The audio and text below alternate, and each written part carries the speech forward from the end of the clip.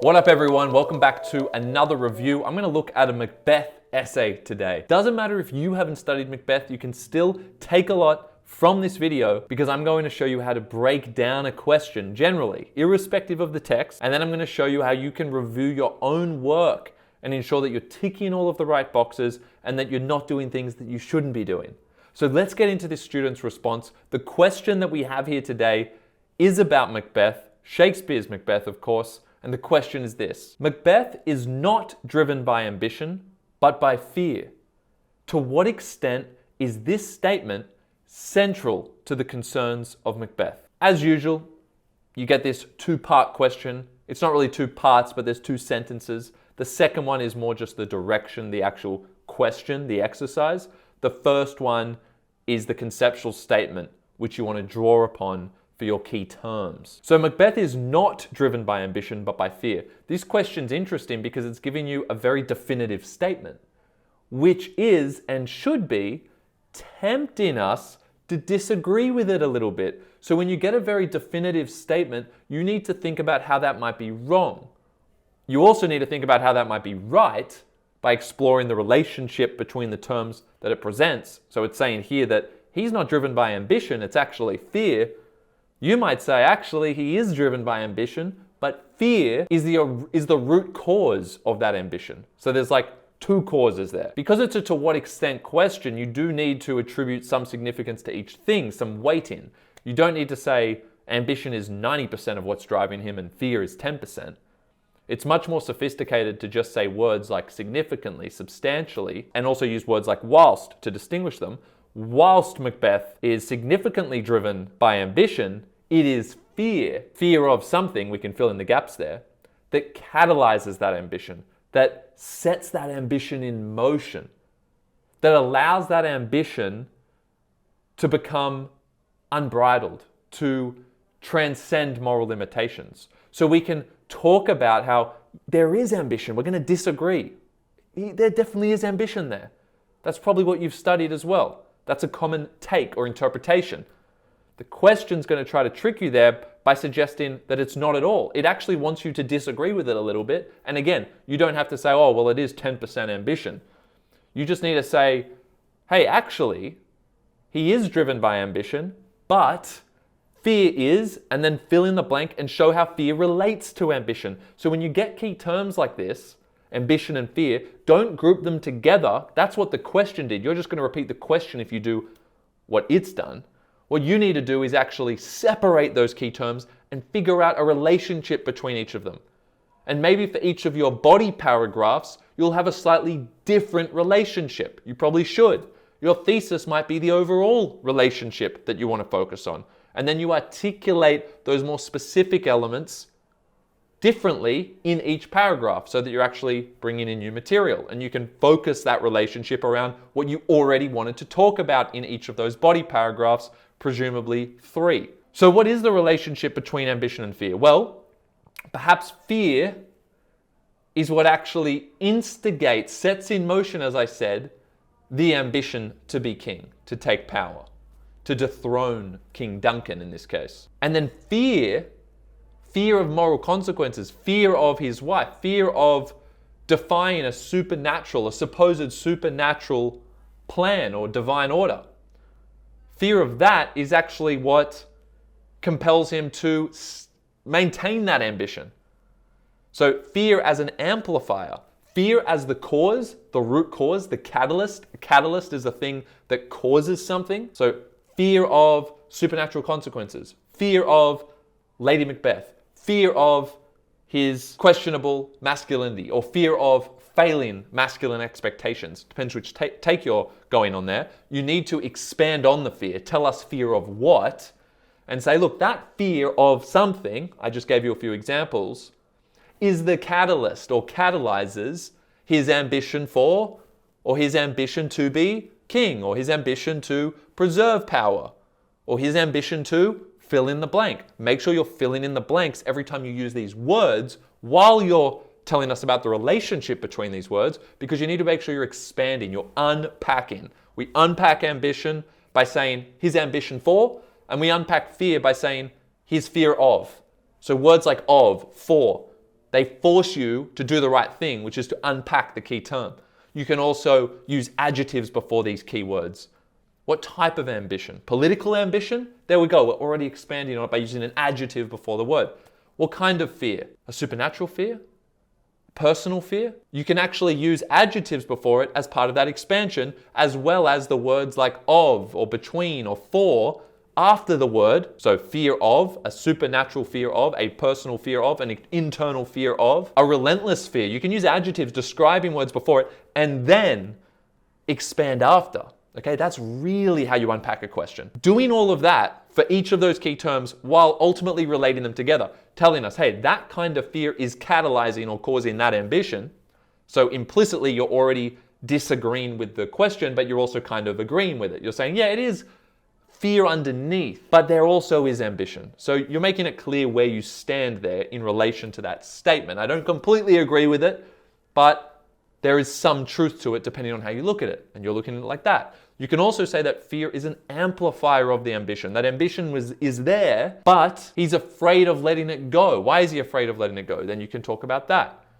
And then you can relate ambition and fear to your final point, a third body paragraph towards the end. What's the ultimate consequence of that? So now you tell us the ultimate consequence of it to help you advance your argument while you're still using those key terms.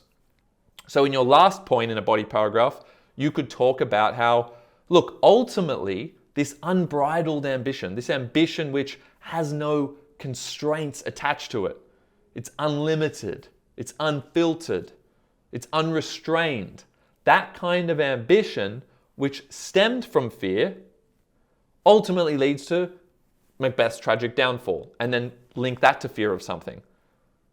It's his inability to confront his fear of X that leads to his ultimate downfall.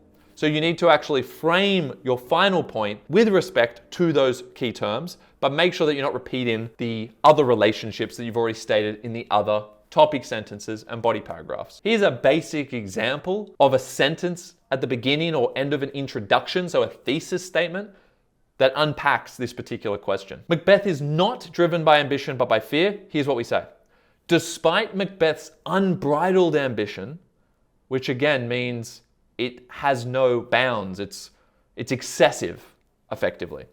Despite Macbeth's unbridled ambition to obtain and preserve political power, expansion on the word ambition on both sides. Not only is the ambition unbridled, so you're describing the type or form of ambition or extent of ambition, you're also telling us what the ambition is. Use these mini questions like what, so what, why, how, to allow you to unpack those key terms. So despite Macbeth's unbridled ambition to obtain and preserve political power, despite that, notice the framing of the sentence as a whole, because this is how we address a definitive question like this, where we partially agree, partially disagree.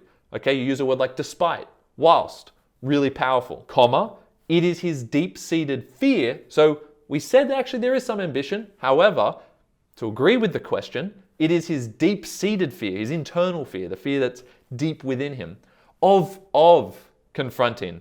What is the fear? It's a deep-seated fear, type, of, what is the fear? Confronting his own inadequacy as a masculine leader. He doesn't want to confront his inadequacy. He doesn't want to accept that he's inadequate.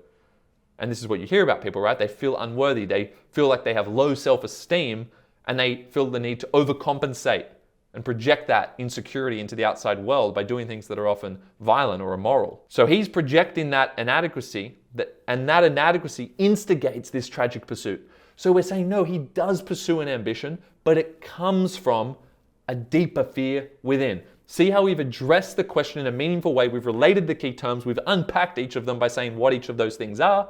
We've said the type. We've said how they relate to each other. And we've made it clear where we stand in relation to the question. We do partially agree with it in saying that fear is the ultimate cause, but ambition still has a role to play. So we partially disagreed with it. Remember, despite at the start of the sentence was a powerful way to do that. If you want to see this broken down in highlighted form so you can see all of the elements, have a look at this. You can clearly see here, ambition, keyword, but we've said the type and we've said what it is.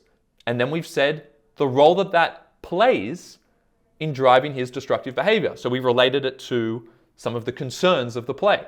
like it asks. We then say it is his deep-seated fear. So we've said the type of fear while still using that key term of the question. And then we've said what the fear is. And then we've made it clear what its role is in terms of being the core concern of the play. So that's the color-coded breakdown. Now let's look at a body paragraph written by a student in response to this question. So student says, I feel like I'm going to say Confucius says, student says, initially, Shakespeare explores the extent to which Macbeth's political ambition is given potency by prophetic beguilement and his fear of masculine inadequacy. It's very well written by this student. I like it. I like the sound of it.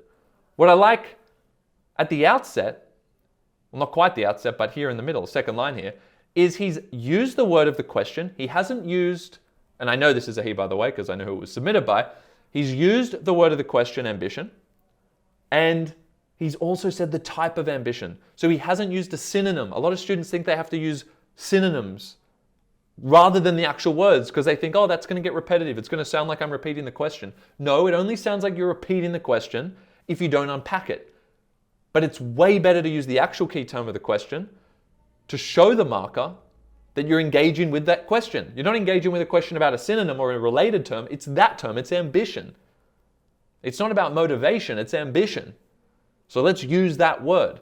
It's not determination. It's ambition. Let's keep using it. But every time we use it, unpack it in the way that I've suggested, in the way that this student has done. They've used political to characterize the type of ambition, and they've related the ambition to fear. You can see here, his fear of. They've again expanded upon the type. So even though he didn't say what the ambition was to do, so that's a little area for improvement. If you wanted to further expand, you can see here, there's a bit of a gap here where he could have said his political ambition to, dethrone King Duncan, whatever you're going to talk about or focus on in that paragraph. Maybe it's going to be more conceptual. Maybe it's not going to be to do with the plot per se. But you could fill something in there to further unpack it, because at the moment we just have the adjective, but sometimes that's good enough.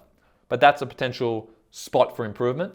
And I like that it's saying it's given potency by, so it's going to show us a relationship. It's not just going to say his ambition and fear. That's what you don't want to do. So he's going to show us a relationship between fear. But what this student has done before doing it is added another reason, which is a little bit confusing. It's not direct. It's not to the point. They've said he's given potency by prophetic beguilement and his fear of. Why didn't you just say his fear of? Because fear is the key word of the question. So the end here is something to be avoided. This is the end trap, the double up trap. Don't double up on things. Just tell me one strong reason or cause, okay? Try and avoid ends in your sentences generally, especially in topic sentences. You want it to be punchy. You lose the punchiness. You dilute the impact of your sentence when you use and say multiple things. Let's just focus on that connection between ambition and fear. So if you want to talk about prophetic beguilement, right, because he's visited by the witches and they tell him he has to become king, well, that's a fear of, then link that to supernatural consequences, or a fear of defying a supposed divine order or prophecy. So we should have, if we're going to double up, we should have done it on the other side of fear. So we should have said, is given potency by his fear of prophetic beguilement and masculine inadequacy. But again, that's two things merged together. I would rather you just focus on one and you can address the other one within the paragraph or in a separate paragraph. Depends how it fits into your argument. So avoid the double up in any case, but if you were going to do it, we would shift the prophetic beguilement to the other side of fear so that it sounds like fear is the main thing. It's not one of two things. The other thing to note here, the student has said Shakespeare explores. Explores is one of those words that's a little bit vague. It's not quite as bad as saying shows. You should never say shows. But explores isn't that telling. I don't know exactly what Shakespeare was doing. Explores is generic and vague. I don't know where his intent was. Give us something a little bit more concrete. Shakespeare conveys. Shakespeare emphasizes. Shakespeare suggests. Is he making a point? Explores feels like he's neutral about everything. Reflects is even better. He's reflecting the extent. Give us a verb here that is more telling of where Shakespeare stood, in your opinion. Okay, so you don't need to be too neutral there. So we'll change that verb up as well. So that's how we could improve that initial topic sentence. Notice the second sentence here doesn't have any evidence in. So there's like this second topic sentence where the student has brought in the form. Now, whether we need to do this, let's see.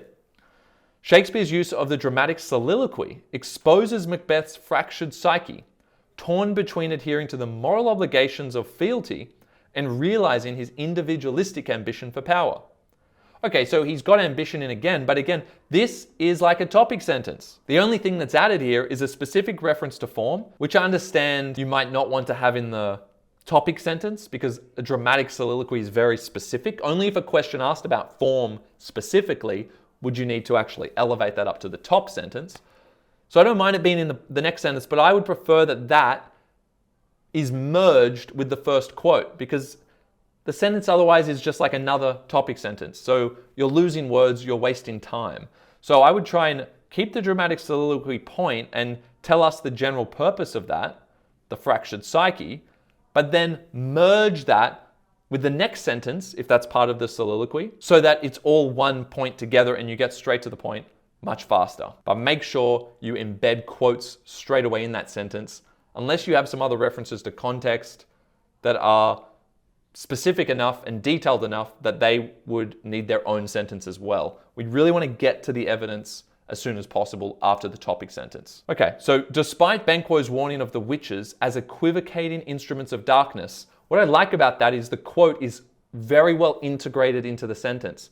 So it's a short quote, which means the student has been able to manipulate it in a way that would allow the quote to flow as though it was a normal sentence without the quotes. If you remove the quotes here, it would still flow like a normal sentence. And that's always the test of whether you have integrated your quote in the best way. Shorter quotes make it a lot easier to do this. So well done on this. That's a really sophisticated integration of a quote. Despite his warning that the witches are instruments of darkness, you're also giving us a bit of plot detail, which is great. Make sure you stay analytical. It's good to give some plot references, but make sure you don't storytell. Macbeth celebrates their prophecy as happy prologues to the swelling act of the imperial theme. Okay, so there's your evidence. Here's the explanation. It's been chopped up into two sentences. That's fine, especially when there is quite a lot of evidence to include. Here, theatrical language reveals, so that's the technique the student has used, theatrical language. I mean, yeah, so far as the technique works, it's okay. I would like to merge that dramatic soliloquy into this sentence if we can work that in. So I would try and consider that just so that the sentence doesn't sound like it's lacking on that technical front. Here, theatrical language reveals Macbeth's desire for kingship. Now, to me, desire should be replaced with ambition because ambition is the key term of the question and it's basically synonymous with desire. It's almost interchangeable, and you should always prioritize the key terms of the question. Never just say the key terms of the question, make sure you're expanding, but you clearly are because you said for kingship. So that's an expansion on the key term. Don't use desire when you can use the actual key term of the question. And alludes to performance as a necessity for political leadership in the Renaissance era. So a nice little contextual link there as well. Make sure you kind of expand on that if you need to, because that could seem a little vague. Political leadership in the Renaissance era, not exactly clear why the Renaissance era needed political leadership that is performative.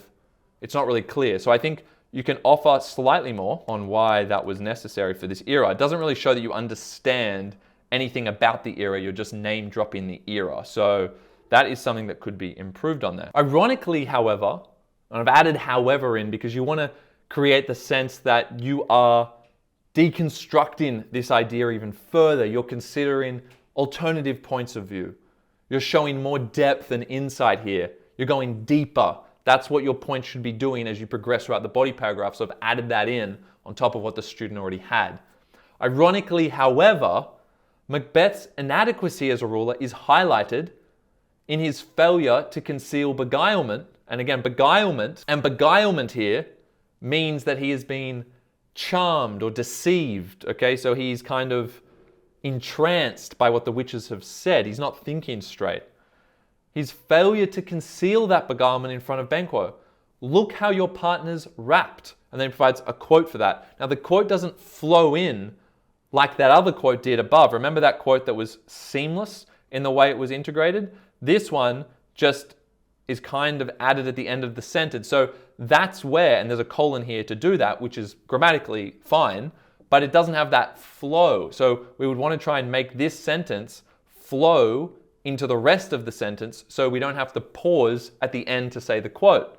So there's something to work on there. Despite supernatural validation of his ambitions, Macbeth fears his own murderous intent.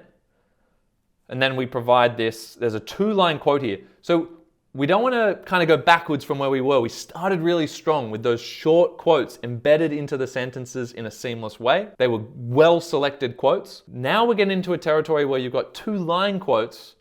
You haven't really integrated them in. You're just plonking them in the middle with a colon to separate it.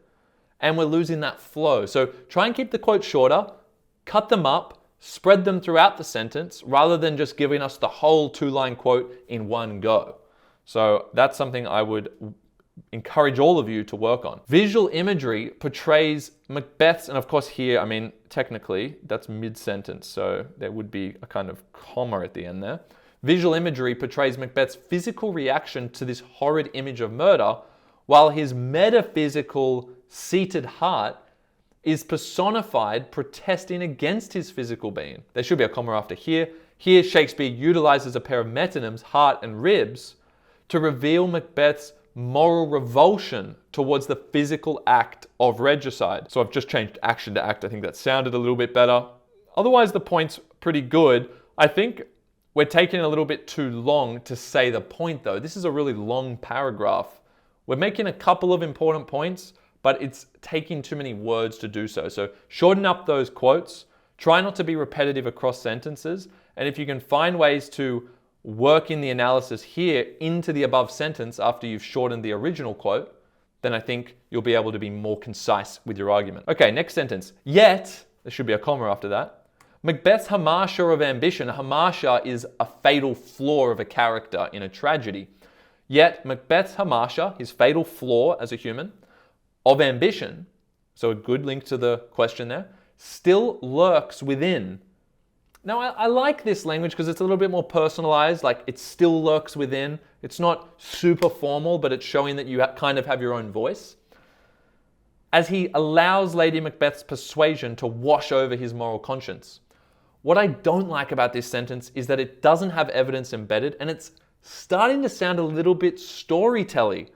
Yes, you are focused on a concept there about washing over his moral conscience. Again, language that I really like, wash over, lurks within. I love that kind of language. It's more authentic. It's nice to read. So if you can get away from very rigid terms and using the same kind of expressions all the time to use these slightly more creative expressions, sometimes figurative, then that's always advisable as long as you can synchronize it with everything else and that it does sound consistent and coherent. So nice use of language there. It's creating a flair. There's a flair in the student's writing, which I really like. This is a high level piece.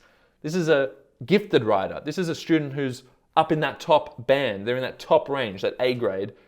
There's just a few tweaks that need to be made to get them to the top of that range. But we can learn a lot from what they're saying. What I think they're doing here that they don't need to do is they're being a little bit excessive. They're writing more than they have to.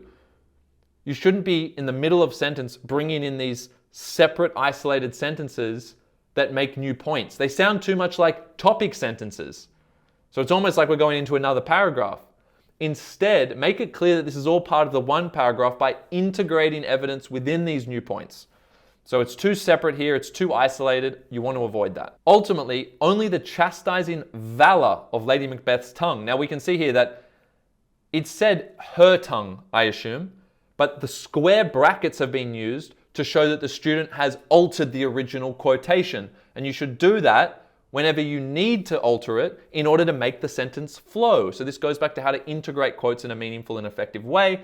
A good thing to do is to use square brackets to show alterations where that was a necessary thing to make the sentence flow and to give some context to the reader because you're only showing a small snapshot of the whole quote. So we might not have the whole context. If you said her, I might not have known you were talking about Lady Macbeth.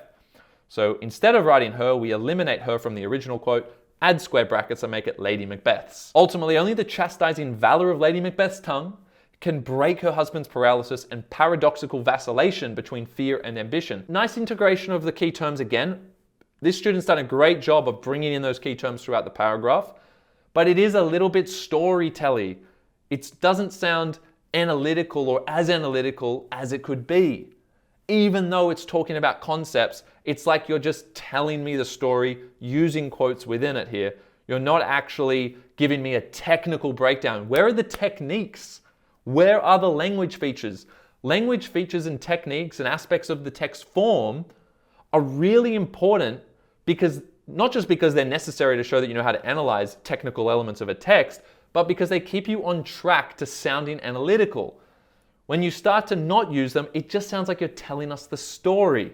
We don't want to sound like you're telling us the story. We want to sound like you're analyzing the story, which requires there to be techniques involved. So more techniques are needed from this student. Too many sentences without language features and aspects of the form.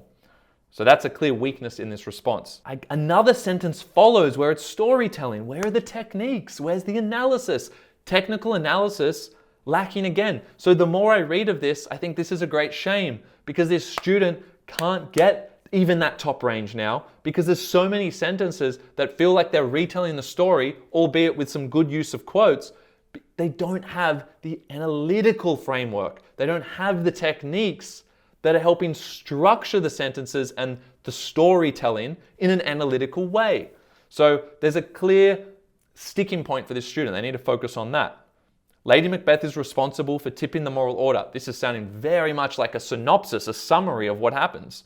Channeling her repressed desire for power through her husband, transforming their ambitions into transgressions of the moral and hierarchical order. It's also a little bit clunky there. You've got one too many commas, I would say. You've got the ing here of channeling this, and then comma, transforming this. It's getting clunky. Don't use two ings after two commas in the same sentence. It just doesn't sound sharp and punchy. And again, you should be integrating this with a technique and quotes. So you need to kind of pull these elements together. They're kind of scattered throughout the paragraph. Such evil necessitates forsaking her natural femininity. See, the way these are framed, it's just like you're telling me more of the story. This happens, then this happens. Too storytelling. You haven't integrated the quote in that seamless way, so we can work on that as well. Such evil necessitates forsaking her natural femininity. Come you spirits, unsex me here, and adopting the Machiavellian persona of direst cruelty. Nice integration of quote there. Try and do more of that. You guys can see the difference between this part and this part. That one flows into the sentence because you've used persona of direst cruelty. Notice how that's a really short quote there to help do that. We need to do the same here. Such evil necessitates forsaking her natural femininity in order to unsex me here. I'm just showing how I would tweak it to make it integrate. So such evil necessitates forsaking her natural femininity in order to unsex me here. See how that flows? I've added in order to unsex me here. And now adopting. So it doesn't actually quite make sense. That was just first go. Then we have to reread it. Always reread over the sentence once you make a change to make sure it makes sense. Such evil necessitates forsaking her natural femininity. This is where I might use an end. And unsexing me here. Instead adopting. Yeah, comma, instead adopting. So such evil necessitates forsaking her natural femininity and unsexing me here. See, rather than doing a comma, I've added the end there to get the flow of the sentence. Instead adopting the Machiavellian persona of direst cruelty. It's still ultimately a storytelling kind of frame there. We don't have the technique, so we still need to work on that, but at least the quotes flow. Lady Macbeth's humiliating metaphors and emotionally charged assertions challenge Macbeth's masculine potency. Nice technical analysis. More of that is needed earlier. That looks so green and pale. Nice flow into the sentence there with the quote. Masculine potency, that looks so. That is a great word to help you flow quotes into the sentence in a seamless way. And demands he display, now it had act and valor, just say valor. I've cut out the act and valor. Demands he display valor. Shorter quotes the better. What's the minimum amount of the quotation that you need to prove your point? In this case, act and valor is no better than valor. Valor's more succinct, so we just use valor. traditionally accepted qualities. See, we don't need that. It's just he displayed valor such that when you durst do it. Notice the flow there. This student didn't have the flow, but then I've added such that when you durst do it, now it flows into the sentence, then you are a man. That has touched on the masculine part. So I took out this little bit in the middle where it says traditionally accepted masculine qualities because we've said he needs to display valor so that he's a man. It's clear enough. You can then touch further on the masculinity point in the next sentence if you wanted to make that clearer in terms of how you're analyzing that quote. By equating, I took out commitment to, by equating regicide, why do we need by equating commitment to regicide? You could say by equating ambition for regicide. I would like that because that actually has the key term of the question in it. That would be an exception, but otherwise make the sentences shorter. By equating regicide with romantic fidelity to herself, I mean, just that's fine. It's sharper. By equating regicide with romantic fidelity, such I count thy love. She, again, quote doesn't quite go in smoothly there, so we could work on that. She exploits Macbeth's fear of alienation.